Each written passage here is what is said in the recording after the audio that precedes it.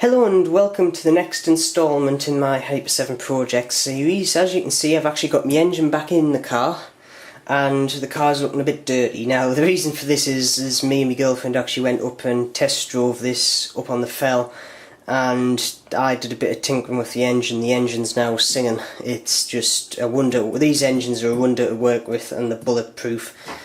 And it's now starting first time. The only thing that needs doing is the top end needs leaning off a tad, but this engine is new, so I'm just basically putting that off a bit. The mixtures it's running at the moment is fine, so it's staying there for the time being. But the next port of call which I have, and the more observant of you might have noticed I'm missing something off this vehicle, and it's the shock absorbers. Now when I picked this vehicle up, he did inform me that he had took all the front shock oil out the shock absorbers to try and make it ride low, because he was on roads most of the time.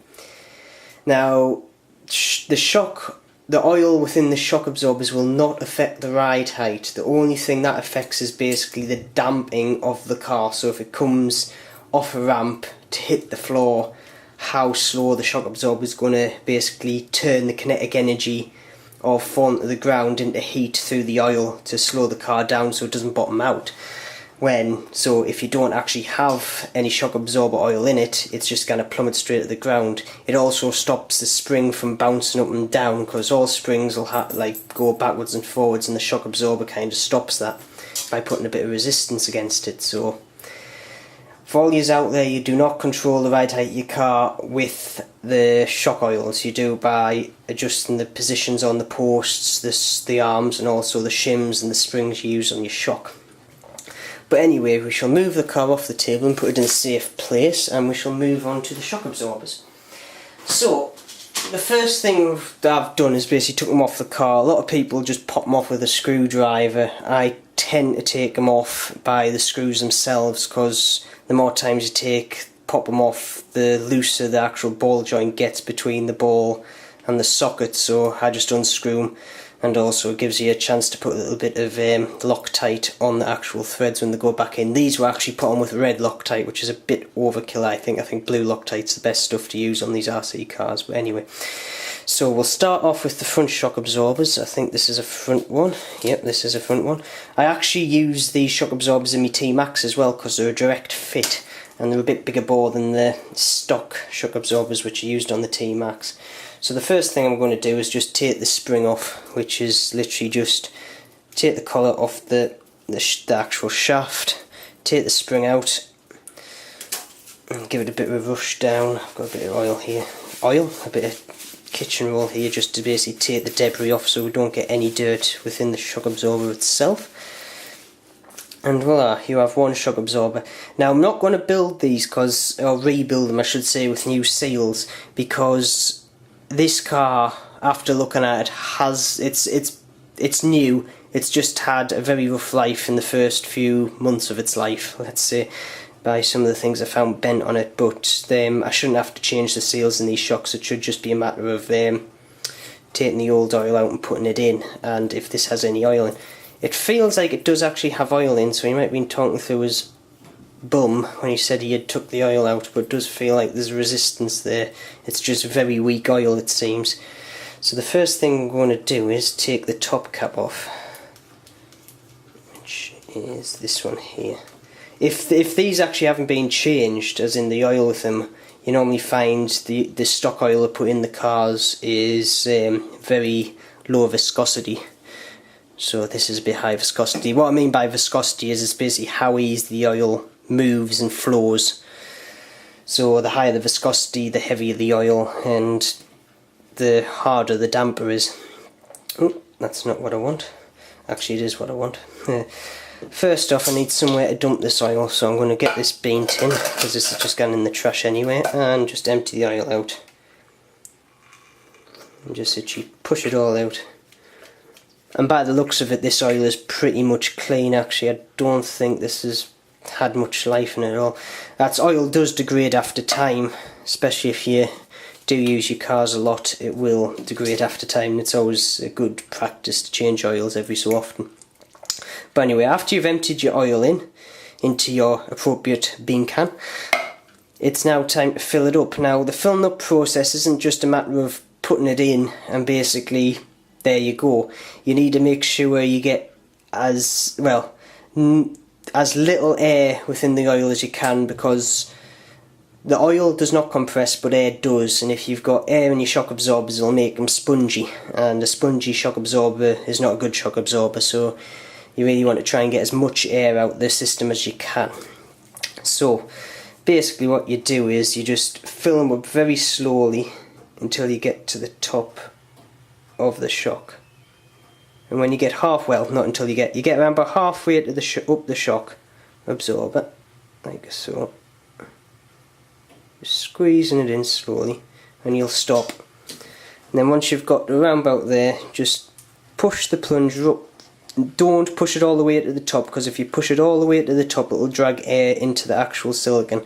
So just literally just slightly, just to dislodge any air bubbles that might be in there, and continue filling.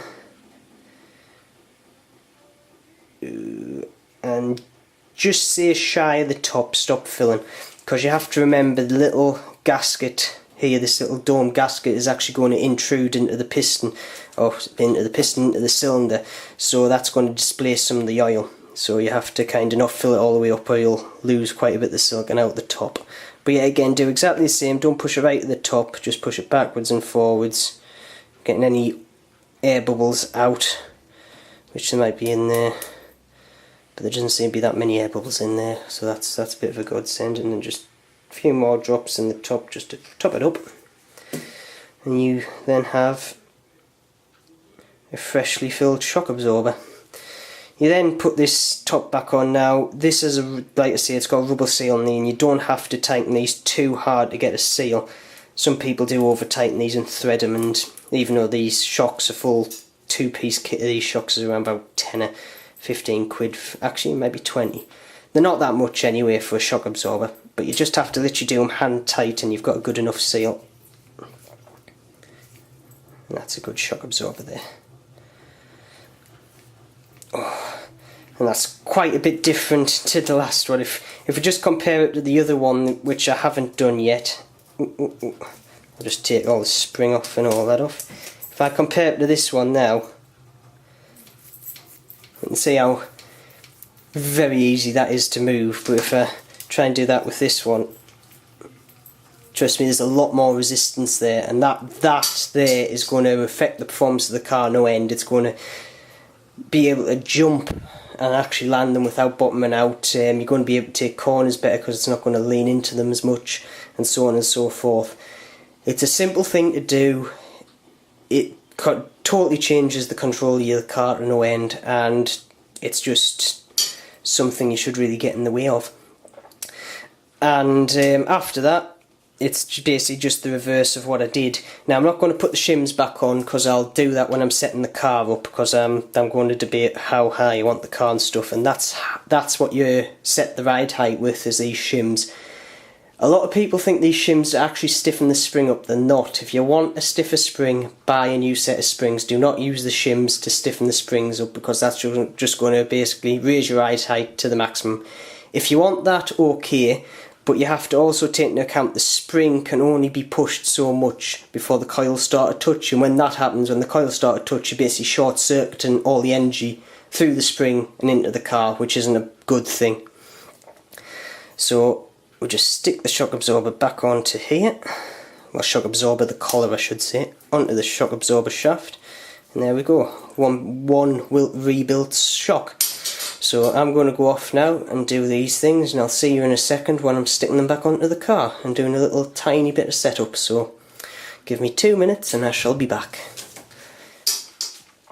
So I've now completed filling up all the shock absorbers with oil, and I've put them on the car again. Another thing when you're taking the shock oil out, which I forgot to say, is check how dirty it is. If you've got clean shock oil, you'll normally find your seals are fine, but if it's dirty, that means you've got dirt ingress into the shock absorber, which basically means there's dirt getting past the seals. When dirt gets past the seals, it's contaminating your oil, so your shock absorbers aren't going to work right. There's oil going to be leaking past the cylinders, and then the dirt's actually going to wear away the seals as well. So once that happens, it's a downward slope and you need to do a full shock absorber overhaul. But with these, they're pretty new and the oil was dead clean, so I've basically just changed the oil and that's it.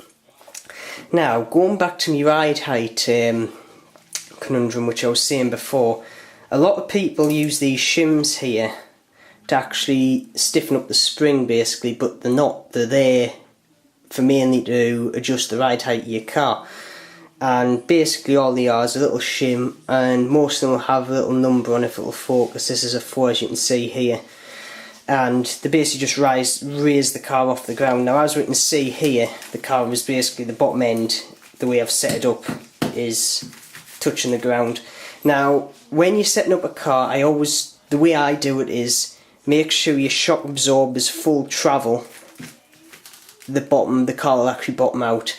This will give you the best performance because you don't want the actual bottoming out process to go straight through the shock absorber and go through the actual shock tower.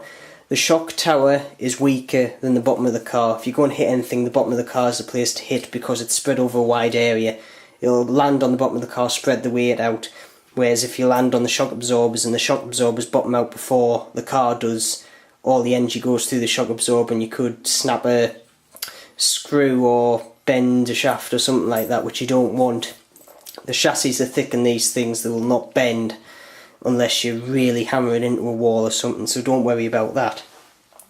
But anyway, another thing is when you're setting these up, always set them up in pairs, so never basically put a 4 on that one and a 5 on that one. You want to set them up in pairs so back and front's both even, as in these two are the same, these two sides of the suspension are the same. So anyway, we'll get on. I always like to make the actual ride height in the back higher than the front. Now this is just personal preference because when the car accelerates, of course, it's got a tendency to go back. But the same is true when you brake, it's got a tendency to go forward, so you have to get a good medium between the two. If you're jumping and stuff, shock ride height can also affect how it takes off on the jump and how it will actually land on the jump, depending on how you can actually control through the air, because you can actually control these as you're flying through the air. You can pitch and everything with these cars by actually using throttle control and using basically inertia within the actual spinning parts, like the wheels and stuff, to actually pitch and yaw the car if you're clever enough. Which, to be honest, I've done a few things with, but yet again, suspension is the major key within this, because you want to land the jump and you want to make sure you're not going to wreck anything. So I've put a 4 and a 5 in both the back ones. I'm now going to put a 4, 3 and a 3, I think, in the two front ones, because the front's riding really low at the moment. So we'll just stick these in here like so. You can get these off the shelf, but it's best to kind of do the ones for your shock absorbers, because shock absorbers are a different size.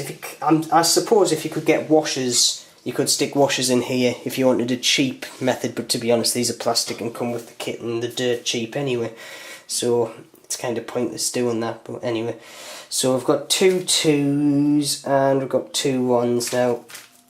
The front's still a bit low, the back's fine, so I'll stick the 2s in the front here just to raise this up a bit more, like so. As we can see, it's starting to stiffen up there, and we'll stick these ones in the back. These ones will hardly do anything, but just to put them on the car so I don't lose them. And also make sure they're actually touching the shock absorber wall and they're not just like overlapping over the top, because then it's not actually putting any force on the spring to raise it up. But there we go, we have got one very well set up car. And as you can see, before it would bottom out just even doing that, the silicone, which was, well, I would show you silicone, but it's covered in bean juice, so that's pretty much useless now. Things I've got around the house just to put junk in, but anyway. Trust me, the shock absorber oil stock was really weak and not that viscous, and I prefer having a very hard setup on my cars, so this should do me, and I shall take it out for a test drive. But before I do that, I am going to go into, in the next video, differential oils. Now, these type of buggies actually have sealed differentials. When they come out of the factory, they've got grease in them. Now, a lot of racers who race these cars, what they'll do is they'll strip the differentials, take all the grease out and stick diff oil in. And I've actually done this with both my buggy in the living room there and my brother's buggy. And the difference it makes is vast. And basically what you can do is you can put different viscosity oils in each of the diffs to make them slip more or less, depending on where you go through the car and what terrain you're on and what performance you want. But I shall get onto that in the next video, so look forward to that, and I shall leave yous and love yous and all that sort of shiz, and I shall see yous later, and keep safe as always. Goodbye.